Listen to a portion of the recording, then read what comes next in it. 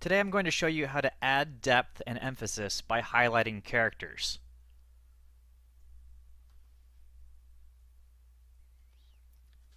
I'll give it a 2 out of 5 stars in terms of difficulty. What you need are backgrounds and characters that are cut out.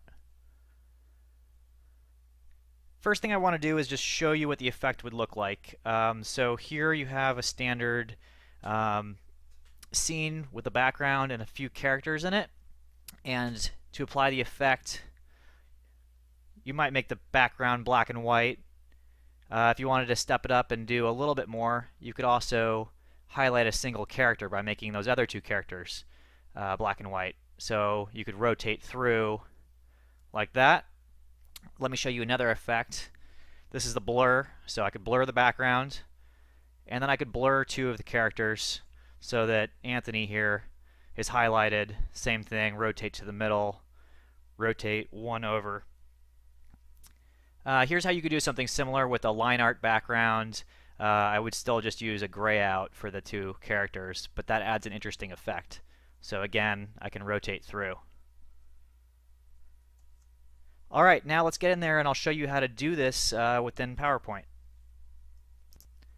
So I'll do a follow-up lesson to show how to do the blur effect. That can't be done within PowerPoint, but PowerPoint 2007 has some nice effects where you can recolorize right within PowerPoint. So let's go ahead and do the first step here where I kind of make the background black and white. So I go to Format, Recolor, and you can choose any of these formats. I really want the black and white one, so I'll choose that.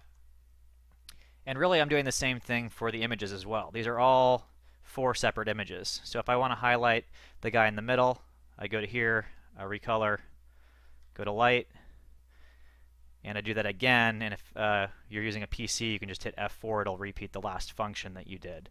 And then all I've done is layer these images on top of each other, and that's how it looks like it's rotating through. So you'll see over here, I have all 3 characters. Here it's left, middle, and right. So if you're looking for characters or backgrounds, you can visit elearningart.com. We have both of those as well as some lessons.